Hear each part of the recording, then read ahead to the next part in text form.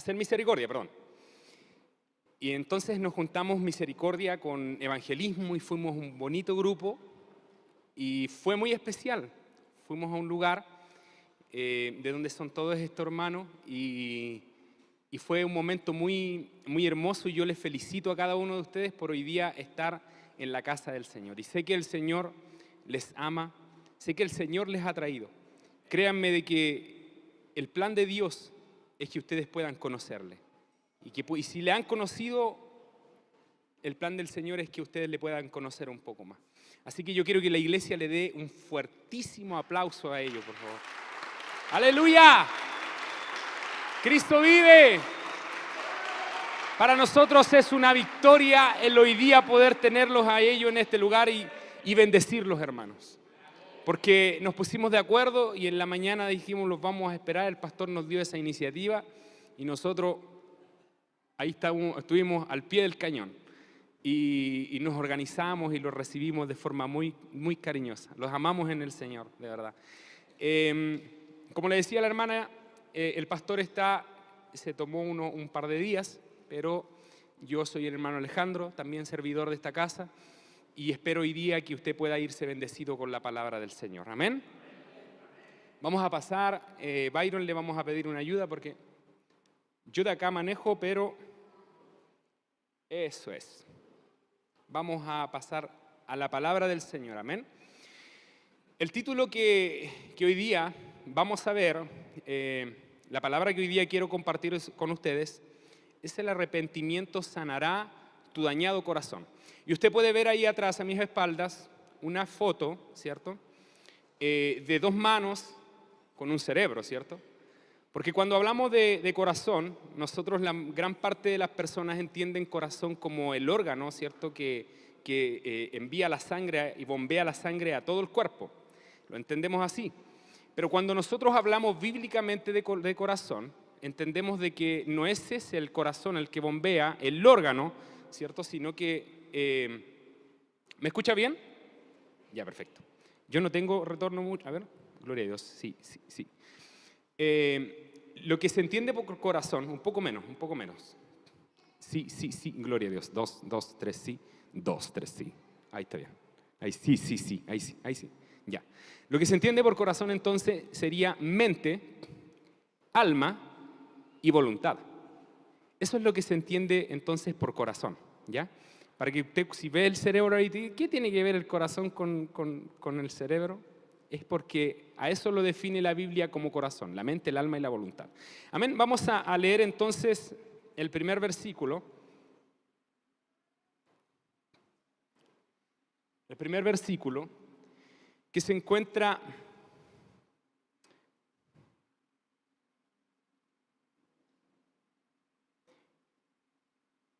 en Salmo 52. Amén. Puede ponerse de pie, por favor, para que leamos la poderosa palabra del Señor, en el nombre poderoso de Jesús. Ya dice así, es un salmo muy conocido y que hoy día me gustaría que lo pudiéramos analizar y ver. Dice, ten piedad de mí, oh Dios, conforme a tu misericordia. Conforme a la multitud de tus piedades, borra mis, y ahí está enmarcado, rebeliones. Lávame más y más de mi maldad, también está marcado. Y límpiame de mi pecado. Después usted se va a dar cuenta por qué yo las enmarqué. Porque yo reconozco mis rebeliones y mi pecado está siempre delante de mí. Dice, contra ti solo he pecado. Y he hecho lo malo delante de tus ojos para que seas reconocido justo en tu palabra y tenido por puro en tu juicio.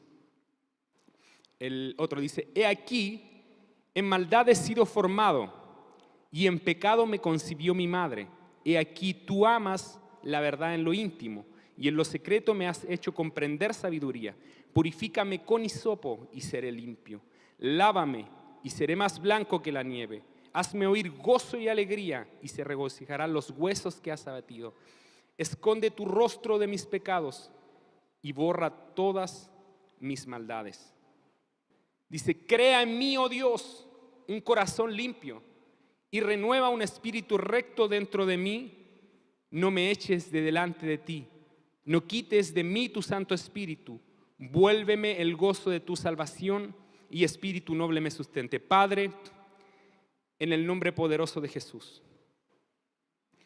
Señor, te damos gracias, Dios mío, porque nos das el privilegio de poder hoy día venir a tu casa, de poder, Señor, escuchar tu palabra, de poder adorarte, de poder tener, Señor, estos hermanos maravillosos, Señor, que tú hoy día nos has bendecido con tanto amor al traerlos, Señor, hasta este lugar. Porque para nosotros, Señor, es un privilegio el mirarles, el estrechar sus manos, Señor, el poder servirles. Porque a esto también tú viniste, Señor. Este fue tu ministerio, esta fue tu obra aquí en la tierra, Señor.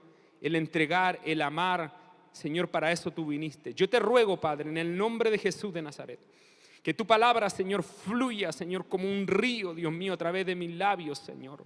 Unge mis labios, Señor, y que no sea yo el que pueda, Señor, hablar, expresar palabras, Señor, algunas, sino que tu buen Espíritu Santo, Señor, dé a conocer tu palabra con claridad, Señor. Padre, en el nombre de Jesús, hoy día, Señor, rompe cadenas, rompe, Señor, ataduras. Señor, hoy día liberta, Señor, en el nombre poderoso de Jesucristo, aquel que está oprimido, aquel que está angustiado, aquel, Señor, que ha venido con cadenas, con ligaduras. Señor, yo creo, Padre, en el nombre de Jesús, que tu palabra tiene autoridad, de que tu palabra, Señor, tiene poder, de que tú vas a hacer, Señor, milagros a través de tu palabra, Señor. Y en esta hora, Padre, me alineo a tu corazón, me alineo a tu propósito, papá, para que en el nombre de Jesucristo, Señor, tú derribes toda fortaleza y todo argumento, Señor, que se levanta en contra de tu voluntad, en contra de todo lo que tú has establecido. Padre, en el nombre de Jesús, Señor, envía a tus ángeles, Señor, envía a tus ángeles, y Señor, que haya una atmósfera de liberación, que haya una atmósfera de santidad, que haya una atmósfera de sanidad, que haya una atmósfera, Señor, de limpieza, Dios mío, del alma, de la mente, del corazón. Padre, en el nombre de Jesucristo, Señor, te ruego, Señor, que tu presencia gloriosa y que tu buen Espíritu Santo y que la unción tuya, Dios mío, que rompe yugo, que pudre el yugo, Señor, se manifieste en esta hora a través, Señor, de tu palabra. Y luego, Señor, Dios mío, ministra cada vida, cada corazón, Señor, y liberta, Señor, y unge para tu gloria, Señor, a cada uno de tus hijos, Señor. En el nombre de Jesús reprendemos, Señor, toda obra de obstáculos. En el nombre de Jesucristo, hecho fuera ahora, Señor, toda obra del enemigo. En el nombre poderoso de Jesús. Amén, amén y amén. Denle un fuerte aplauso al Señor y puede tomar su asiento.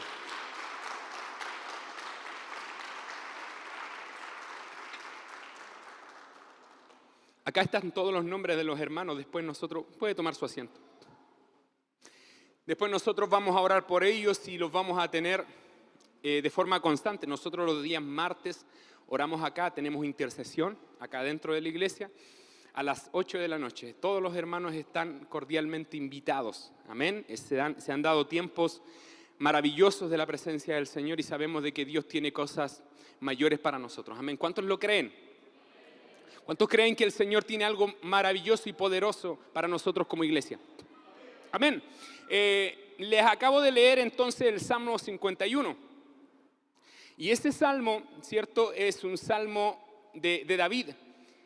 Quizás no todos conocen de David y a lo mejor mucho más, ya que hay personas nuevas en este lugar. Yo quisiera darles una pincelada. Vamos a ir a un diagrama que hay ahí, que está de colores. Byron, por su atención, muchas gracias. No. El que tiene colores, que dice David, históricamente. Gracias, atento por favor. Ya. Entonces, entendemos de que David, ahí dice, usted puede hacer un apoyo visual de quién era David y quién fue después el rey David. Entendiendo de que Dios no quería colocar rey sobre Israel, pero Israel sí quiso rey, entonces Dios estableció primero a Saúl. Saúl pecó, ¿ya? Y después Dios se proveyó de rey para el pueblo de Israel, ¿ya? Entonces se provee de rey y elige entre los hijos, ¿ya? Él elige, y él era el menor de 8 hermanos. De Isaí, hijo de Isaí. Entonces dice de que el profeta Samuel va donde este hombre a buscar dentro de sus hijos el rey, y que él los presenta a todos, presenta a los 7 y los presenta delante del profeta, Y unos eran muy fornidos, ¿ya? Unos eran muy fuertes, tenían características de rey porque Saúl era un rey muy fuerte, ¿ya? Cuando a él lo vieron y vieron a Saúl, la gente dijo al tiro, este es rey porque él sobrepasaba a los otros en estatura y era fuerte, fornido. Entonces cuando Samuel va a la casa de Saúl, dice de que ve a los demás hijos y los ve así similar, me imagino yo, que a Saúl. Y Samuel amaba mucho a Saúl. Y dice cuenta de que cuando él va, entonces los ve y dice, y ve al primero, dice, estoy convencido que este es el rey. Y así sucesivamente Dios le iba diciendo, no te guíes por la apariencia, no te guíes físicamente, sino que guíate por lo que está en el corazón. Porque Dios, la Biblia habla acerca de que Dios no mira lo que está externo, sino que Dios analiza el corazón. Y cuando hablamos entonces de corazón, hablamos de la mente, del alma y de la voluntad, ¿cierto? Entonces, dice de que él ve a todos los hijos y después llama y le dice, no tienes otro hijo porque a ninguno de estos ha elegido Dios. Entonces él le dice, Isaí le dice, sí, tengo uno por allá, uno que está pastoreando las ovejas. Él mismo, el papá mismo, menospreciaba a David. Y Samuel le dice, anda por él porque no vamos a comer hasta que él no venga porque él debe ser el rey. Entonces cuando él lo vio de forma inmediata, Dios le dice, úngelo, este es el rey. La apariencia física de él era un hombre pequeño, de estatura, bajo estatura, nada de comparación con el rey Saúl y con los hermanos, ¿ya? Era un hombre de hermoso parecer, sí, tenía un hermoso corazón y era pastor de ovejas. Entonces dice de que lo unge y él después de que lo ungen, él va a, yo le estoy resumiendo, él es ungido, ya acá el recuadro más o menos le va a dar una indicación visual de lo que más o menos sucedió. Es un apoyo para que usted conozca y si usted quiere sacar una fotito se la puede sacar. Entonces, él es ungido y una vez que es ungido, después del tiempo, después de que obviamente sus hermanos lo menospreciaban, a él no lo llevaban a la guerra, pero sin embargo los ojos de Dios ya estaban puestos sobre David. Los ojos del Señor ya estaban puestos sobre él. Y cuando Dios pone la mirada en un hombre, las cosas solamente comienzan a ocurrir. Cuando Dios unge a una persona, cuando Dios unge a un hombre, sea un hombre o una mujer, las cosas después se empiezan a dar. ¿Por qué? Porque Dios ya puso su mirada en alguien. Dios puso su mirada en ti. ¿Cuántos dicen amén?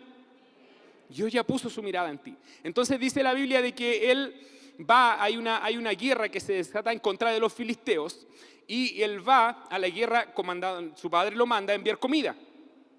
Él va a dejar la comida y ve que aquel gigante llamado Goliat se está enfrentando hace 40 días con el pueblo de Israel y está amenazándoles y lo amenaza y lo amenaza y lo amenaza. De día y de noche los amenazaba.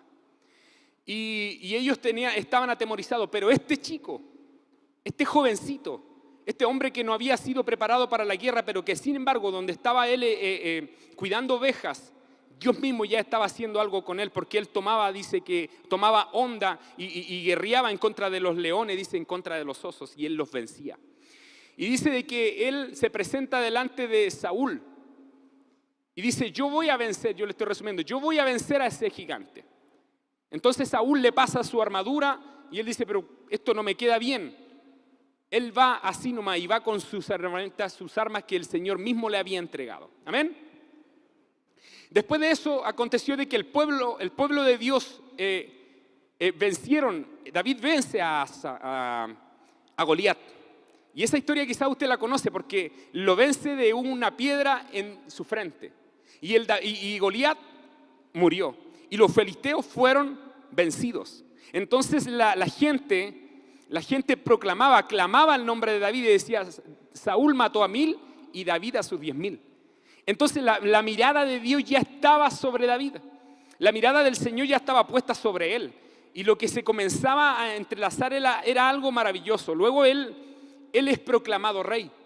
Y él comienza y él unifica a las 12 tribus de Israel. Las 12 tribus de Israel vienen y se presentan ante él y le dicen: nosotros queremos formar parte, nosotros queremos ser parte de este reinado. Entonces él establece el reino, él quiso construir casa para Dios, pero Dios no se lo permitió. Entonces él vencieron a los filisteos y vencieron a un montón de pueblos que eran enemigos del pueblo de Dios.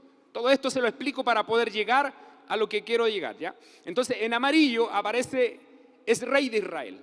Y pensémoslo así, ese es el color amarillo. Vamos a graficar como el máximo nivel que tuvo David como rey de Israel, ¿ya? Vencía a los enemigos, pero dice de que en ese momento se desencadena una guerra, una batalla en contra de los amonitas. Y dice de que él va a pelear contra ellos, el pueblo de Israel va a pelear contra ellos, pero David, dice la Biblia, que se quedó en casa. Y ahí es cuando comienza el problema. Porque David, siendo un hombre de guerra, siendo un hombre que después él tenía que estar con el pueblo de Dios, que él tenía que estar con los valientes, no iba a pelear adelante, pero muchas batallas él después peleó también. Y también tenía sus guerreros, también tenía sus valientes que estaban con él y que lo acompañaban. Pero él tenía que estar ahí codo a codo. Él tenía que estar ahí acompañando siempre. Él tenía que estar ahí guerreando siempre. Pero en esta oportunidad, cuando van a la guerra, dice la Biblia de que él no fue a la guerra. Él se quedó en su casa. Y ahí podemos ver el primer pecado que aparece ahí en color gris, fue la ociosidad que él tuvo.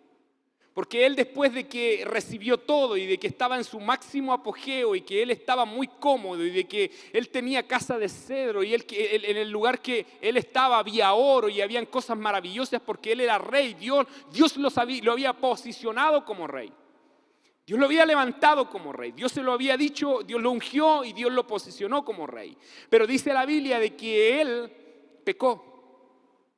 Y dice la Biblia de que cuando él estaba ahí en esa condición, cuando él estaba bien, cuando todo su reinado estaba bien, entonces él dice de que sale de tarde, él se levanta de tarde y sale a su alcoba. Y cuando él salió a su alcoba a mirar, vio a una mujer que se estaba bañando. Y él mandó a buscarla. Como rey él tenía esa autoridad sobre lo que él quisiera, pero él tenía establecidos ciertos principios que ya estaban escritos en la Biblia que él no podía quebrantar. Dios le había entregado mujeres a él, Dios le había entregado hijos a él, pero sin embargo dice la Biblia de que él tomó algo que no tenía, alguien que él no tenía que haber tomado. ¿Me estás siguiendo, cierto? Amén. Amén. Entonces, él pecó y ahí dice él pecó de ociosidad primero, obviamente. Él pecó de lujuria al ver a la mujer y codiciar la mujer de su prójimo. Él pecó de adulterio. Él pecó de mentira. Él pecó de homicidio y encubrió su iniquidad. O sea que el hombre que nosotros podemos entender en la Biblia, que dice que es conforme al corazón de Dios, en algún momento desvió de forma importante su camino. Desvió su senda. Él se desvió de la voluntad de Dios. Él se desvió y él guarda su pecado y dice la Biblia de que él escondió su pecado y de que él, mientras que escondía su pecado, dice la Biblia de que sus huesos se fueron envejeciendo. Él ni de día ni de noche podía dormir con la culpa que él sentía por haber fallado al Dios que lo había puesto como rey sobre Israel. Él no había tenido, él tuvo una gloria que otros no tuvieron. Él tuvo lo que él podía, lo que él hubiera querido tener, y si él hubiese querido tener más, dice la Biblia de que Dios le hubiese añadido más si él lo hubiera pedido. Pero dice la Biblia que él tocó lo que no tenía que tocar, miró lo que no debía de mirar, concibió en su mente y en su corazón, en su voluntad, en su mente, el pecado. Entonces dice la Biblia que Dios, en verde, que Dios manda a un profeta. Y después de haber pasado aproximado 1 año y fracción, Dios manda a un profeta. Porque nosotros podemos tener una vida inmoral muchas veces. El ser humano puede tener una vida inmoral, correctamente hablando. en comparación con la ley de Dios. Puede de que el ser humano pervierta su caminar. Puede que el ser humano en algún punto de su vida haya pecado y haya desviado su mirada de Cristo. Pero eso no quiere decir de que Dios a usted le dejará siempre actuar de la misma forma. Habrá un punto en que el Señor vendrá y le mostrará su pecado. Habrá un punto en que el Señor lo mirará frente a frente, así como yo lo miro a usted hoy día, y que por medio de la palabra que le estoy entregando, el Señor le habla a su corazón y le habla a su vida y le dice: vas mal, vas mal encaminado, has pervertido tu camino, has pecado, te has alejado de mí, no has cumplido mis principios, no estás oyendo mi voz, no estás atento a mis mandatos. Entonces, cuando Dios manda al profeta Natán a hablar con David, él lo recibe en su reinado. Dice de que él lo recibe y el profeta Natán viene y le habla una palabra. Y el profeta Natán le declara y le dice: habían 2 hombres en una ciudad. 2 hombres en una ciudad. Uno rico, dice, y uno pobre. Y dice de que el rico tenía mucho ganado. Tenía vacas, tenía ovejas, era rico, tenía de todo. Pero dice de que había un pobre que nada más tenía solamente una becerra. Solamente tenía una ovejita. Entonces dice la Biblia de que viene un visitante al rey. Diga conmigo, un visitante. Diga conmigo, un visitante. Porque de pronto para usted va a ser un visitante. Lo que el enemigo quiere hacer y lo que el enemigo quiere sembrar en su corazón no va a ser siempre igual. No siempre el enemigo va a estar ahí. Hay tiempos que la Biblia los declara como tiempos malos. La Biblia declara en el libro de Efesios como tiempos específicos, que son tiempos malos que vienen sobre la iglesia, tiempos malos que vienen sobre la gente. Y para eso la Biblia dice de que debemos de estar firmes.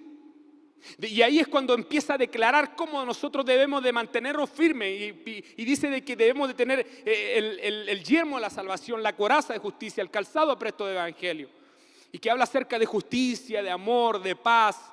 Eso es lo que cubre al creyente, al cristiano, al hijo de Dios. No es algo externo. Antes yo pensaba de que cuando yo entraba a la iglesia y íbamos a orar y yo veía a un hermano que hacía una guerra espiritual y empezaba a orar, era un hombre de Dios tremendo, y empezaba a orar y gente en la distancia era sanada, y yo venía a la iglesia en ese entonces de forma ignorante, y venía y me ponía el yelmo de la salvación, la coraza de justicia, como si fuera algo externo, pero yo no entendía de lo que estaba ahí sucediendo. Yo tenía que colocarme algo interno, que debía de ser justo, que tenía que llevar la palabra, el calzado apresto del evangelio significaba que yo tenía que predicarle a quienes tenían que ser predicados, y que la coraza de justicia tenía que llevar justicia, tenía que tener fe para poder apagar los dardos del enemigo. Yo tenía que tener fe. Entonces eso yo no lo entendía, y sucede de que ese visitante cuando viene ese visitante, entonces nosotros debemos de estar preparados. Porque Satanás en un punto del ministerio de Cristo le tentó. Y así en un punto determinado de su vida, de su ministerio, de su llamado, usted va a ser tentado, usted va a ser seducido con una tentación específica, formada, específica, hecha para usted. Satanás tentó a Jesucristo con una tentación específica. No fue cualquier tentación, no fue la tentación que a usted le va a dar. Satanás le especificó, preparó, hiló una tentación específica para quien era Dios y hombre. Entonces Satanás va a tentarle a usted. De acuerdo, dice la Biblia, si alguno es tentado, no diga que es tentado por Dios, sino porque Dios no tienta a nadie. Ni él, dice la Biblia, puede ser tentado por el mal, sino que si alguno es tentado es su propia concupiscencia la que le está tentando. Entonces el visitante lo vamos a llamar así como aquel que está tentando hacer algo que está inapropiado delante de Dios. ¿Me entiende? ¿Me sigue? Amén. Entonces dice la Biblia de que vino ese visitante el profeta Natán le declara: vino un visitante al hombre rico, y el hombre rico, en vez de tomar de todo el ganado que él tenía, en vez de tomar de cualquiera de las ovejas, él dice, la Biblia, que toma la de aquel hombre pobre y la mata. Ese hombre pobre la había criado, la había comprado, le había costado todo lo que él hacía, la hacía con amor. Dice que la criaba como una hija, comía de su mesa, tomaba de su vaso, él la criaba en su pecho, él la amaba. Como aquel hombre que amaba a su mujer Urías, Eteo. Era un valiente, era un hombre que estaba peleando por la causa, era un hombre que estaba ahí. No voy a ir a mi casa. Cuando David le dice: anda a tu casa, él le dice: yo no voy a ir a mi casa, yo voy a pelear. Era un hombre que amaba a Dios. Era un hombre que se había puesto la camiseta con el reinado de David también. Pero David quiso tomar lo que era de él y lo tomó. Entonces dice el profeta Natán, dice, le sigue declarando la palabra. Y él se aira cuando ve de que ese hombre, el rey, aquel que era rico, había tomado la ovejita de ese pobre que solamente tenía uno y que quedó sin nada. Entonces el rey David le dice, y se aira, y dice que se aira, pero con una fuerza tan grande, un ímpetu tan grande en contra de ese hombre. Y dice, él tendrá que pagar 4 veces lo que él robó, lo que él sacó. Y él se airó, pero él no sabía que contra quien él estaba airándose era contra él mismo. Entonces Natán, el profeta, le dice: ese hombre eres tú. Ese hombre que tomó de lo que no tenía que haber tomado. Ese hombre que tomó la ovejita de aquel hombre que era pobre, que la amaba, que la deseaba, que la cuidaba, que dormía en su pecho. Ese hombre malvado le dice: eres tú. El rey David tenía 3 opciones para poder hacer algo con el profeta. Él podía, porque estaba ahí, estaban los soldados, él estaba en su reinado. Él tenía poder absoluto, él tenía dominio absoluto de lo que él hacía. Lo que él decía, eso era lo que se hacía. Pero el profeta, él reconocía la voz de Dios.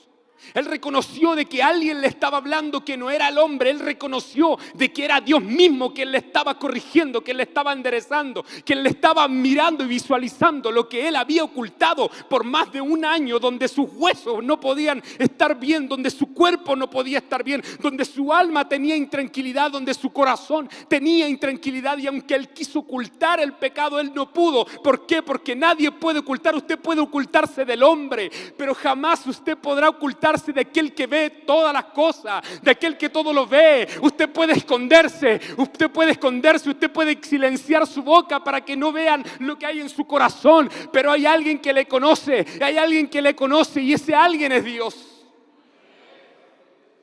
Ese alguien es Dios.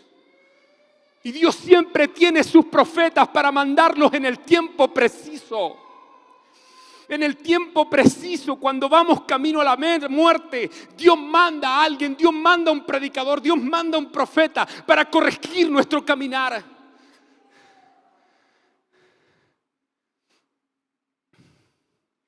Entonces Dios mandó a él.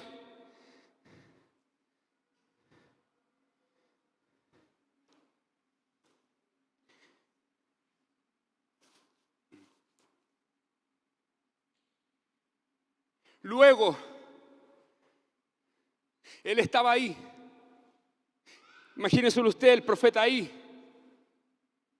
el rey acá o allá, donde usted quiera imaginárselo. Le declara su pecado, le dice: ese hombre eres tú. Él podía haber negado, y era su palabra, y su palabra tenía más peso que la de él, que la de cualquier hombre ahí. Él podía haber hecho 3 cosas. Una, haber negado. Otra, él podría haber tomado su cetro y podría haber hecho así, y a él lo matan de forma inmediata. Al profeta Natán lo hubiera muerto en ese lugar. Por eso es que es importante que en estos tiempos y a través de la historia, gente pueda declarar, pueda hablar una palabra con el propósito de sanar. Porque el propósito del profeta y el propósito de Dios y el plan de Dios no era destruir al rey David. No era traer destrucción sobre el rey David, sino que era traer sanidad sobre él, sanidad sobre su reinado y que él pudiera sanar su corazón. Y la otra opción era que él pudiera reconocer. Y sabe que algo que caracteriza, yo me pongo a pensar, a comparar el reinado de David con el reinado de Saúl. Y la diferencia grande es que podemos encontrar muchos aspectos, pero uno de los que me gustaría resaltar es el aspecto de que él pudo reconocer cuando el profeta de Dios viene y se para delante de él y le dice: tú has pecado, tú eres ese hombre. Entonces él comienza a declarar. ¿Y qué comienza a declarar? Volvamos por favor al primer versículo. ¿Y qué comienza a declarar? Y ahí él dice: ten piedad de mí, oh Dios, conforme a tu misericordia. Conforme a la multitud de tus piedades, borra mis rebeliones. Lávame más y más de mi maldad y límpiame de mi pecado. Porque yo reconozco mi rebelión y mi pecado está siempre delante de mí. Contra ti solo he pecado y he hecho lo malo delante de tus ojos para que sea reconocido justo en tu palabra. Cuando él se sintió confrontado, cuando él se siente desnudo completamente, y hay algo que hace eso. La palabra dice de que la palabra de Dios es más cortante que toda espada de dos filos y penetra hasta partir el alma y los tuétanos, las coyunturas, el corazón, rompe todo, divide al ser humano, divide para entrar en el corazón del hombre. Y dice la Biblia de que no hay cosa oculta, no hay nada. Antes bien dice, todas las cosas están desnudas ante el Dios que todo lo sabe. Y si hay algo que a nosotros puede desnudar nuestro corazón cuando hemos fallado delante de Dios, cuando hemos pecado delante de Dios, y yo pudiera mencionarle muchos pecados, muchas cosas, pero si usted en lo personal, usted hace un autoanálisis y usted se analiza las cosas que hace bien y las cosas que hace mal, los pecados, las rebeliones, las transgresiones que usted ha hecho delante de Dios, usted puede abrir su corazón y decir: Señor, esto soy. Puede rechazar el mensaje. Yo siempre lo he dicho, usted tiene dos opciones. Lo predicamos en la calle también, la gente tiene dos opciones. Usted puede aceptar el mensaje de parte de Dios y volverse a Dios, volver su corazón y recibir sanidad, recibir perdón, recibir reconciliación, recibir paz en su corazón. O usted puede endurecer su corazón y negar y volver atrás y es como que nunca escuchó una palabra de Dios. Pero usted hoy en día, yo le coloco ambas opciones delante de usted. Y no es que yo se las coloque, si hay alguien que nos coloca las opciones y los dos caminos. Jesucristo dijo: hay dos caminos, está el camino ancho y el camino estrecho. Jesús dijo: procuren entrar por el camino estrecho. No es fácil. No es fácil entrar por un camino estrecho, porque un camino estrecho significa negación. Significa de que yo tengo que dejar ciertas cosas. Significa que yo tengo que dejar ciertos pecados, ciertos pesos para poder entrar en un camino que es estrecho. Pero vaya por el camino ancho. Usted puede encontrar así. Usted puede entrar así. Usted puede entrar de todas formas en un camino ancho. Pero la Biblia dice: procuren pues entrar por la puerta estrecha, porque ancha es la puerta y espacioso es el camino que lleva a la perdición. Y muchos son los que van por ella. Entonces Dios así tal cual le colocó las dos opciones al rey. Y él lo que decidió era arrepentimiento. Entonces nace el Salmo 51 y nace el Salmo 32. Y en esos salmos él declara 3 puntos importantes que me gustaría señalar. Declara rebeliones, declara maldad y declara pecado. Era lo que pesaba sobre él. Vamos por favor a la explicación de pecado.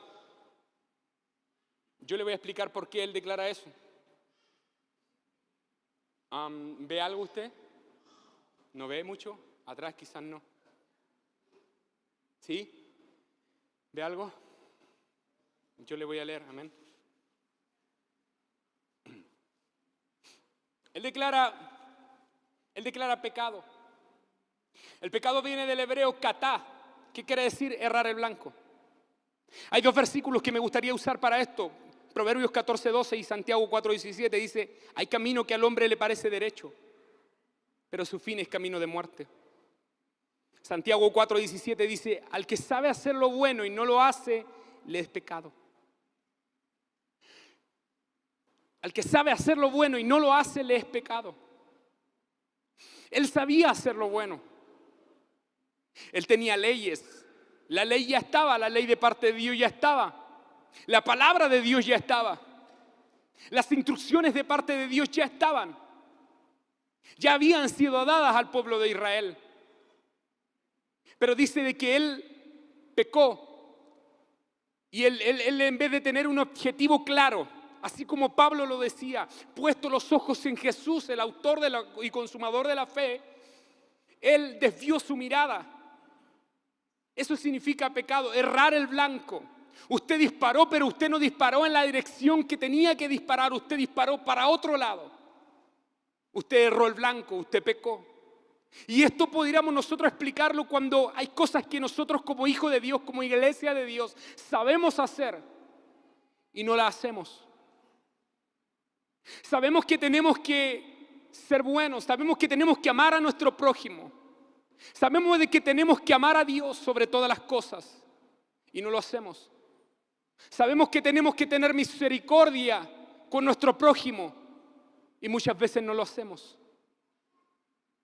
Es por eso que la Biblia dice: hijitos, si alguno hubiera pecado, abogado tenemos para con el Padre. Pero si usted dice que no ha pecado, entonces es un mentiroso. Nos presentamos ante Dios como mentirosos. ¿Por qué? Porque realmente hemos pecado. No hemos hecho lo bueno delante de Dios. No hemos hecho lo correcto delante de Dios. No hemos apuntado en la dirección que dijo: aquí quiero que apuntes, en esta dirección quiero que te dirijas. Y es pecado. David entonces confiesa su pecado. Pero David también confiesa su transgresión. Amén. ¿Qué es transgresión? Del hebreo pechá.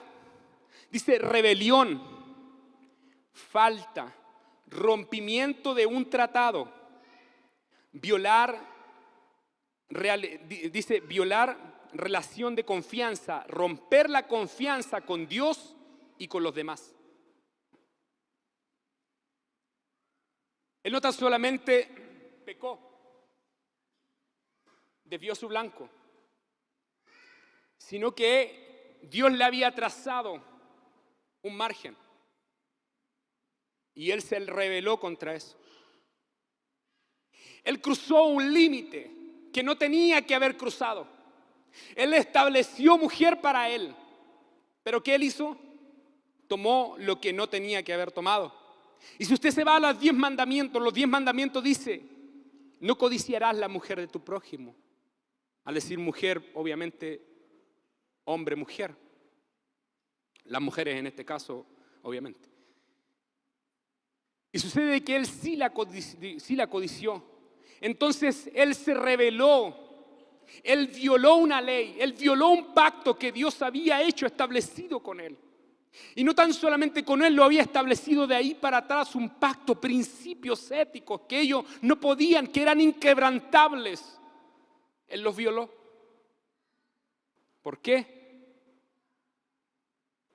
Por su transgresión. Dice, y Adán, dice 1 Timoteo 2:14, dice: y Adán no fue engañado, sino que la mujer, siendo engañada, incurrió en transgresión. Cuando dice la Biblia de que cuando no había ley, no había transgresión, porque usted no puede transgredir algo que no hay. Hay un límite. Si yo tuviera un límite, no sé, este es mi límite. Si yo vengo para acá y transgredo este límite, yo no voy a caminar sobre el aire, yo me voy a caer. Hay ciertos límites que también Dios estableció para el hombre. Y si el hombre los quebranta, entonces se rebela contra de Dios y se rebela en contra de sus principios. Viola la ley. Pero también David declara en el Salmo 51, después de haber sido reprendido por Natán, iniquidad. ¿Qué es iniquidad? En hebreo, evón, dice comportamiento torcido, escúcheme bien, comportamiento torcido, encorvado. Dice, las elecciones y conciencia han sido deformadas y distorsionadas.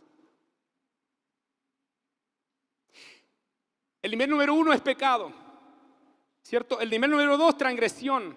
Pero después el nivel número 3 ya es pésimo, mal. Es iniquidad. Y dice de que la iniquidad entonces es una actitud, es un comportamiento ya adquirido que está torcido, que está desviado. Y David reconoció su comportamiento torcido delante de Dios. Él reconoció que había desviado su mirada. Él reconoció que se había salido del perímetro que Dios le había establecido y él reconoció que se había torcido completamente de lo que Dios le dijo, esto debe ser así, esto debe ser derecho. Él torció el camino, él torció el pacto. Él pecó gravemente. Entonces cuando él peca gravemente, se humilla delante de Dios y reconoce su pecado. Y lo que va a traer a nosotros sanidad es poder reconocer el pecado. Y el pecado de él no tan solamente lo afectó a él, póngame atención por favor. Y el pecado de él no tan solamente lo afectó a él, porque hubiera sido poco que solamente ya él fue afectado con ese pecado. El pecado afectó a sus pares, el pecado afectó a sus hijos, el pecado de forma inmediata, cuando Natán le declara la palabra, el pecado afectó a su hijo que había nacido de Betsabé y el hijo murió. Pero no tan solamente con eso, Dios establece una palabra. Por favor, dice el que viene después, dice conducta torcida que afecta a quienes más amamos. Dice, por lo cual ahora no se apartará jamás de tu casa la espada. Escúcheme por favor algo. Las palabras que Dios le está declarando aquí, se las está declarando a su ungido. A su ungido. A un hombre que él amó, a un hombre que él consideró conforme a su corazón. A un hombre que él apartó, a un hombre que él eligió, a un hombre que él puso su mirada. Y él le dice estas palabras. Por lo cual ahora no se apartará jamás de tu casa la espada. Mire, fíjese. Por cuanto me menospreciaste y tomaste la mujer de Urías, el heteo, para que fuera tu mujer. Así ha dicho Jehová. Yo haré que tu misma casa se alce el mal contra ti. Tomaré a tus mujeres delante de tus ojos y las entregaré a tu prójimo, el cual se acostarán con ellas en la luz del sol. Él hizo cosas en secreto. ¿Sabe lo que hizo él? Él mandó a matar a Urías. No conforme de que cuando él tomó a la mujer que él no tenía que haber tomado, cuando codició y cuando tuvo un hijo con Betsabé, él viene y dice de que él hace algo y él hila una idea macabra en su mente y en su corazón y manda a llamar a Urías heteo, y él era un hombre de guerra, un hombre que tenía la camiseta puesta, yo creo que decía David, reinado de David, y él peleaba por Dios y él peleaba por David. Entonces cuando llega a casa, dice de que David lo manda a dormir con su mujer, porque ella ya estaba encinta, ella le había avisado de que ella estaba embarazada de ese caso de inmoralidad sexual.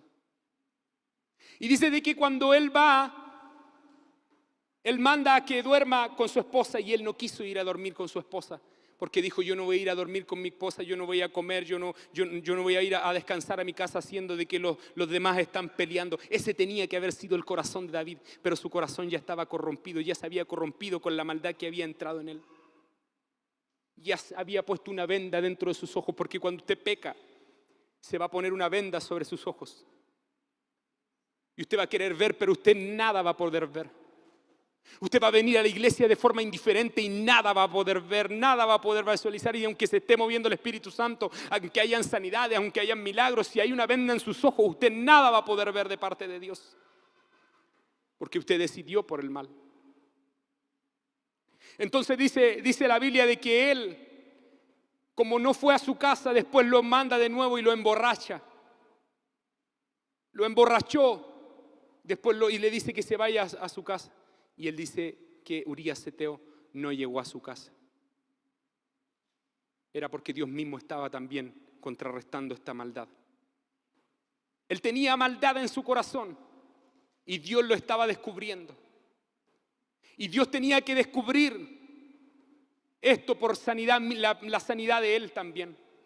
Y cuando el profeta descubre toda esta maldad, esta iniquidad, este pecado, esta perversidad en el corazón de él, y él se comienza a arrepentir, Dios le declara una palabra por el profeta Natán y le dice que la espada no se iba a apartar de ustedes. Y usted puede ver el título que dice ahí, dice conductas torcidas que afectan a quienes más amamos. Y quiero hilar esta información con aquello que es iniquidad. Porque la iniquidad, el pecado, el pecar delante de Dios, hace que nosotros también dañemos a quienes más amamos. Quizás usted no quiere dañar a quien más ama. Yo creo que si yo preguntara cuántos quieren dañar con su pecado a quienes más aman, ninguno quisieran dañarlos. Pero es un efecto, es una causa. La Biblia dice de que todo lo que el hombre sembrare, esto también segará. La Biblia dice de que Dios no puede ser burlado. Nosotros podemos burlarnos entre nosotros, pero Dios no puede ser burlado. Todo lo que el hombre sembrare, esto también segará, esto también va a cosechar en algún momento de su vida. Y era lo que David tenía que cosechar. Era lo que David tenía que sembrar, que viniera la muerte sobre su casa. Y vino la muerte sobre el hijo de Betsabé de forma inmediata. 7 días pasaron y el hijo de Betsabé murió. Consecuencias nefastas que vienen cuando nosotros decidimos pecar y alejarnos de la voluntad de Dios, y alejarnos de la voluntad y alejarnos de lo que Dios nos ha entregado y desviar la mirada de Cristo y cruzar los límites que Dios nos ha establecido. Yo sé que esta palabra para usted no es muy grata, pero sabe, yo quiero decirle algo. Yo prefiero predicar esta palabra y que le provoque sanidad a usted y le provoque sanidad a su familia. Y le provoque sanidad a su entorno y le provoque sanidad a su relación matrimonial y a su relación con sus hijos. Porque cuando usted adapta una condición torcida, desviada de los principios de Dios, usted comienza a hacer lo que el pecado es en usted.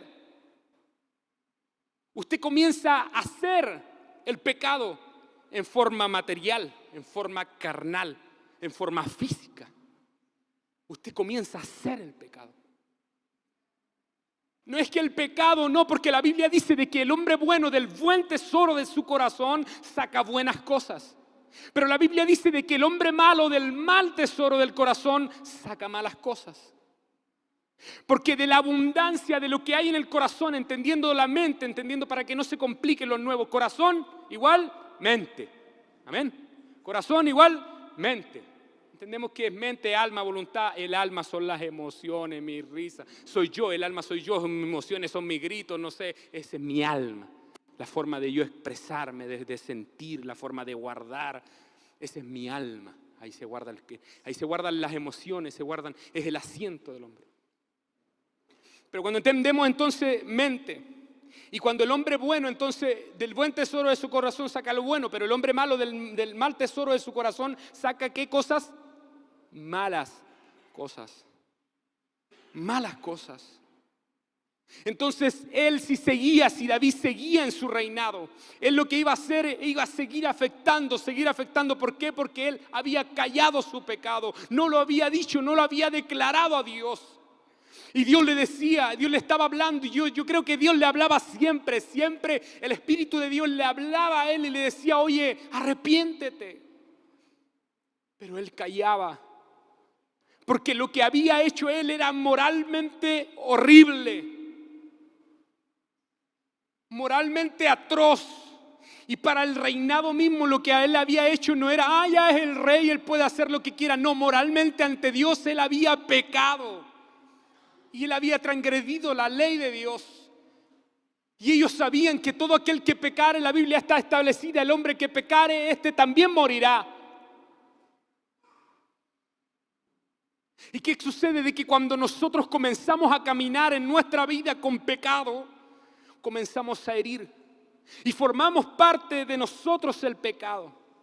Sea transgresión, sea iniquidad, sea pecado, sea errar el blanco, sea errar conceptos, tener conceptos errados de lo que significa Dios, de lo que significa la moralidad, de lo que significa la palabra. Entonces nos desviamos, y cuando nos desviamos hacemos parte de nosotros el pecado, y el pecado viene a ser parte de nuestra vida. Entonces comenzamos a vivir con nuestro pecado y comenzamos a criar con nuestro pecado, comenzamos a tener una vida en familia, en vida en comunión, vida matrimonial en pecado. Y si hay algo que yo creo que pesa,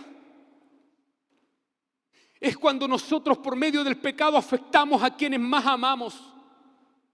Porque David no solamente una vez ayunó y oró por su hijo que había muerto, porque en la casa de David entró el pecado de forma terrible, hermano. Cosas que ni siquiera se mencionan, es horrible hasta mencionarlos. Pecados ocultos, pecados entre hermanos, muerte. Un hermano quiso matar a otro, la espada nunca se apartó de la casa de David por cuanto él decidió pecar. Y sin embargo la Biblia dice de que Dios había perdonado, lo perdonó sus pecados. ¿Y por qué dice? Y entonces, ¿por qué la consecuencia? Porque está establecido así. Pero dice la Biblia de que él no murió. Hubiera muerto si él no hubiera reconocido su pecado, si él se hubiera endurecido su corazón para cerrar sus oídos, cerrar su corazón en contra de lo que estaba diciendo, el profeta Natán. Pero él no endureció su corazón, entonces no murió. Pero ese pecado afecta, y es el punto que quiero mencionarles, y que por medio de este punto yo quiero que usted sea edificado. Yo quiero que usted sea sanado. Porque sus malas decisiones, sus torcidas decisiones, y cuando usted se sale de los parámetros de Dios, entonces usted va a cosechar lo que sembró. Y eso no tan solamente usted va a cosechar lo que sembró, sino que los seres queridos van a cosechar lo que usted ha sembrado. Yo me recuerdo, yo nací algunos yo le he contado mi testimonio, pero después cuando uno asimila ciertas cosas de la formación de uno, cuando uno es niño, ciertas cosas son normales, son triviales, no tienen importancia, relevancia mayor, porque uno se acostumbra a cómo a uno lo criaron, lo formaron. El salmista David dijo, en maldad he sido formado, en pecado, dice, en maldad me concibió mi madre. Y cuando usted comienza a crecer y a ser formado, ciertos patrones conductuales de usted son heredados. Ciertos patrones conductuales de su vida son heredados. Entonces, si su madre era gritona, si su madre era buena para insultar, entonces ese patrón conductual usted lo continuó, y usted hoy en día es una persona agresiva en palabras, daña a la gente por medio de sus palabras, hiere a la gente por medio de sus palabras. Cuando una persona, cuando un niño, yo veía a mi papá cuando él robaba. Y para mí después eso era normal. Yo veía a mi papá cuando él peleaba y para mí eso después era normal. Yo veía cuando mi papá, él peleaba y yo en algún momento dije, no todas las cosas que mi papá hace yo debo de copiarlas. Porque creo de que él no va bien. Y yo mismo veía el producto de lo que él hacía, la vida que él tenía. Las desgracias que él vivía, estando lejos de Dios. Con una mente cauterizada, un pensamiento que no quería obedecer a la palabra de Dios, obedecer a Dios, siendo de que Dios le hablaba. Pero él no sabía que él estaba causando un daño horrible en aquel que él amaba, que éramos sus hijos. La verdad es que no sé si nos amaba tanto, pero pensemos lo que hacía. Yo creo que sí, igual. Pero esos patrones que él tenía como forma de vida, estilo de vida normal, su pecado que estaba sobre él fue traspasándolo y dañando generación. Entonces cuando nosotros vinimos a Cristo, cuando yo llegué a Cristo, llegué con todos esos patrones conductuales aprendidos. ¿Por qué? Porque quizá en mi casa no había espada. Dios no dijo, va a venir espada sobre tu casa y se van a matar unos con otros, pero la perversidad, el pecado, estaba en nuestro corazón. Y cuando nosotros llegamos a Cristo tuvimos que comenzar a ser transformados, tuvimos que empezar a ser modelados, nuestras vidas tuvieron que comenzar a sufrir transformaciones y muchas veces esas transformaciones nos dolieron hasta el alma. Yo le quiero contar esto y voy a abrirle su corazón, mi corazón, perdón. Cuando yo me casé con mi esposa, yo era muy exigente. Muy exigente, le digo en qué para que usted no haya... Exigente en que yo llegaba a mi casa y todo tenía que estar soplado. Muy exigente. Y todo tenía que estar ordenado. A mí me gustaba el orden. Hasta la fecha me gusta, pero he ido flexibilizando.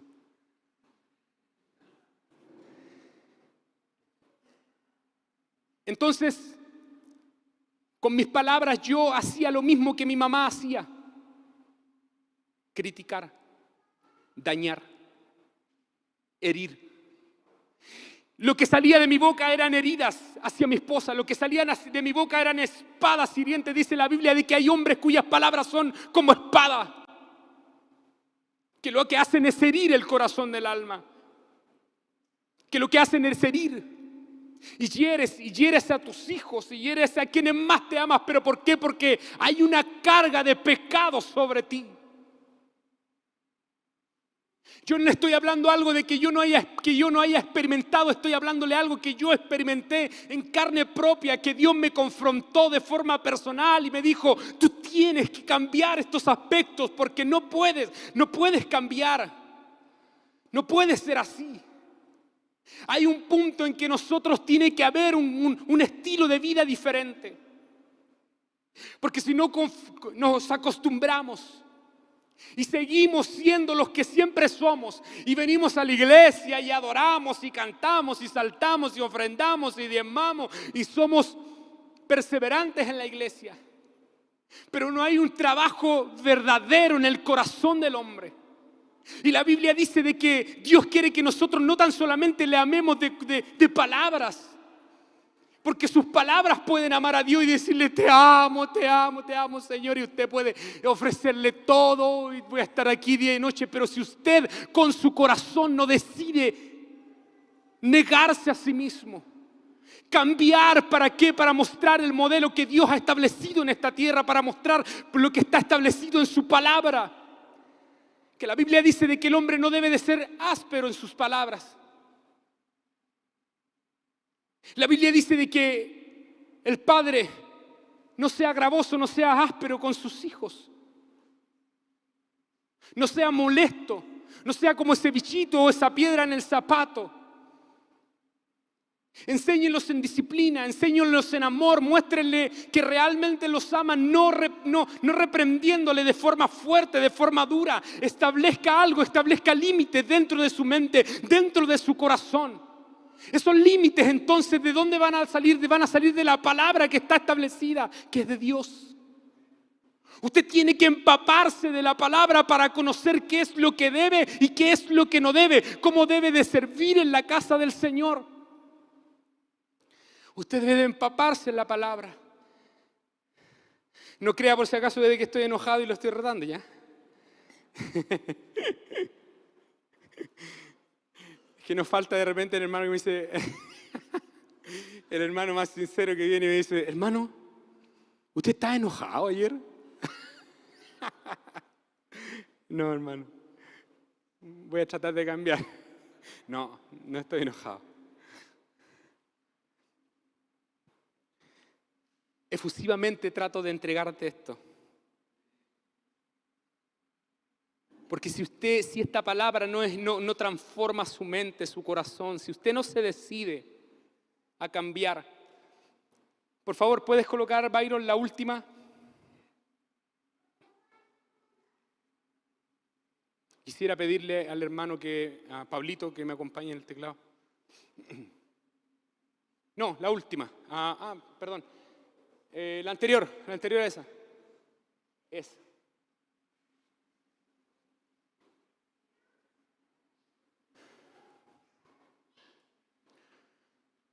Dios, escúcheme, Dios nos ha provisto de todo para ser diferentes. Dios a usted lo ha provisto de todo, a quienes tienen a Cristo le ha provisto de todo para tener un matrimonio distinto, una vida distinta, ser hijos diferentes, ser hijos que respeten y honren a sus padres. Les digo a los jóvenes,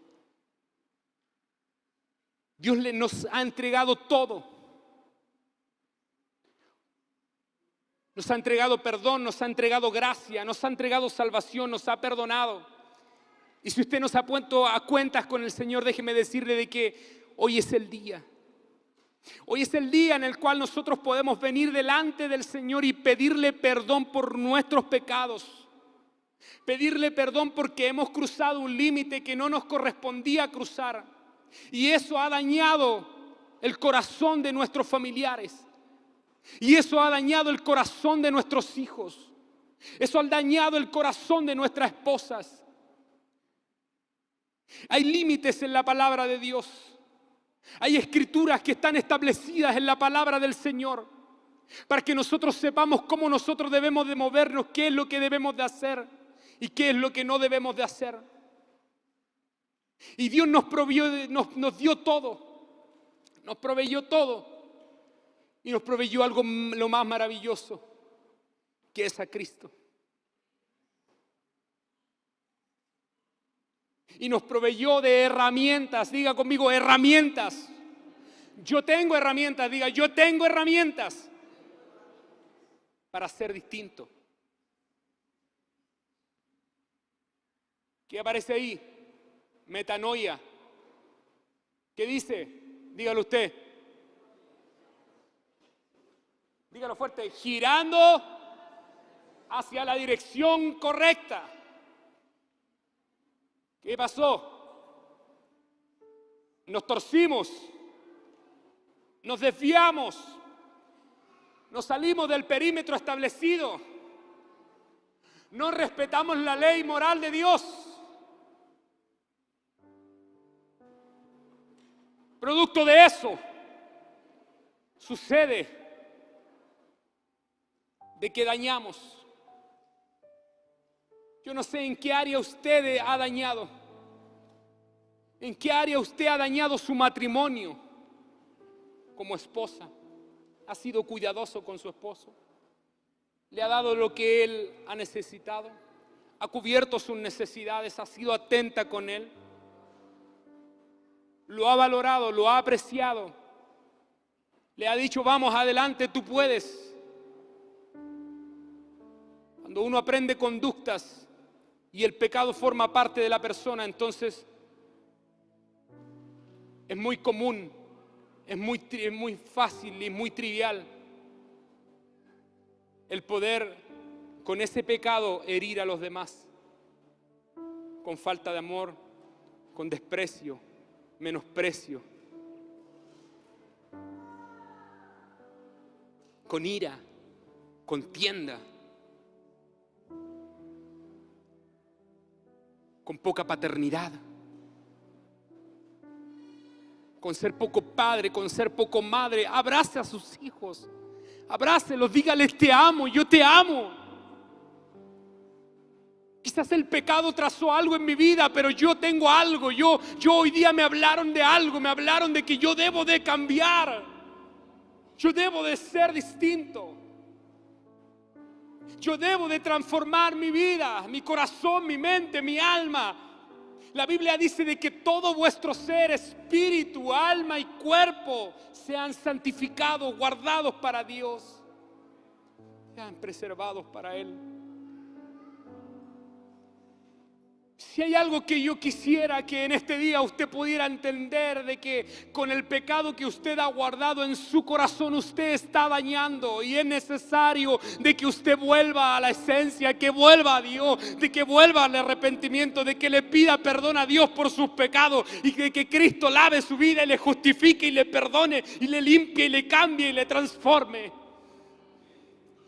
Y usted comience a luchar por ser una persona diferente, por ser una persona entendida en la palabra. ¿Qué es lo que Dios exige de mí como hombre? ¿Qué es lo que Dios exige como trabajador? ¿Qué es lo que Dios exige como esposo? ¿Qué es lo que Dios exige como madre? ¿Qué es lo que Dios exige como hijos? Hay heridas que usted, por medio del pecado que habita en usted, lo torcido que está su enseñanza, usted embarca a sus hijos. Y ellos cargan con heridas del alma que son difíciles de curar, a no ser de que usted reconozca y que tiene que ser curado, que tienen que ser sanados. Pero ¿sabe qué? Yo le digo algo y le doy una buena noticia. Usted llegó a la mejor clínica, a la clínica del Señor Jesucristo. A la clínica, cuando llegan aquellos enfermos, yo no vine a justos, yo no vine a sanos, dijo el Señor. Yo no vine a sanos, yo vine a pecadores, yo vine a enfermos, yo no vine a justos. Jesucristo dijo, yo no vine a los buenos, yo no vine a los santos, porque ellos no tienen, yo no vine a los sanos, porque ellos no necesitan sanidad, ellos no necesitan del doctor. Yo vine a los enfermos, porque ellos sí necesitan doctor. Yo vine a los pecadores porque ellos sí necesitan del sacrificio y la justificación. Porque ellos sí necesitan rescate. Porque el salmista decía, clamaba, ten misericordia de mí, perdona mis pecados, perdona mi iniquidad, perdona mis transgresiones, el pecado contra ti. Yo me imagino al salmista, usted se lo imagina así, contra ti he pecado, he hecho lo malo delante de tus ojos. Yo me imagino al salmista, dice la Biblia, de que él se acostó en tierra. Cuando la palabra vino, cuando aquella palabra que quitó la venda de sus ojos vino a su corazón. ¿Sabe lo que hace él? Él se humilla en rostro en tierra. Él se humilló porque sabía que lo que estaba haciendo era malo delante de los ojos de Dios y le iba a traer una consecuencia atroz. Y si él seguía, si él continuaba, le iba a traer hacia la muerte. Entonces él se humilla y dice que echa ceniza sobre su cabeza y rompió sus vestiduras sacerdotales. Ya no hay religión. No es que usted sea un religioso que venga aquí ordenadito. No. Usted viene con un corazón dispuesto. Lo que a Dios le importa no es su apariencia, no es cuánto usted pueda vestir, no es si usted tiene buenos zapatos, no es si usted tiene una buena camisa, no es si usted tiene un buen pantalón. Lo que a Dios le importa es su corazón. Porque lo que Dios quiere sanar es su corazón. Porque si van a haber cambios, transformaciones, eso va a provocar efecto, va a provocar sanidad, va a provocar de que sus hijos sean sanos, sus hijos sean correctamente, éticamente sanos. ¿Por qué? Porque usted cambió su mente, cambió su corazón. Usted se decidió a cambiar hoy día. Usted se decidió a cambiar. Usted se decidió a ser diferente. Usted decidió a que no, usted no va a cambiar solo. Usted va a cambiar con la ayuda del Espíritu Santo. La Biblia dice en el libro de Hebreos, porque no tenemos un sumo sacerdote que no pueda compadecerse de nuestras debilidades, sino que uno que fue tentado en todo, pero sin pecado. La Biblia dice de que si nosotros hubiéramos pecado, tenemos abogado delante del Padre. ¿A quién? A Jesucristo. ¿Sabe quién pagó por sus pecados? Se llama Jesús. ¿Sabe quién quiere llevar tu culpa y llevar tu pecado? Y librarte y cambiar completamente tu corazón y tu destino. Se llama Jesucristo. Nosotros hoy día vemos a estos chicos acá, jovencitos que nosotros tenemos, y estos muchachos que están llegando son colombianos. Nosotros los bendecimos. Yo me recuerdo el testimonio de Billy Graham, un hombre que llega a una iglesia atrás.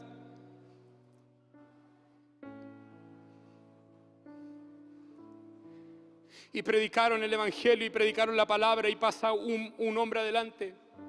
Y ese hombre era Billy Graham, uno de los predicadores más conocidos de la historia, y un hombre que transformó miles de vidas por medio de la palabra de Dios. Yo creo de que Dios, por medio de la sanidad y por medio del perdón, del arrepentimiento, Dios puede hacer cosas grandes con ustedes. Y Dios puede hacer cosas grandes con cada uno de los que están, si solamente usted dispone su corazón a cambiar, a decir: yo necesito un cambio de vida, yo necesito una metanoia, yo necesito reestructurar, yo necesito corregir, yo necesito cambiar, pero yo necesito ayuda. La Biblia habla acerca de Romanos 12:2, dice que no nos conformemos a este siglo, sino que transfórmense. Ya termino. Transfórmense por medio de la renovación de nuestro entendimiento. Pero hay alguien que cargó el pecado, porque hay algo que usted no va a poder hacer por sus propias cuentas.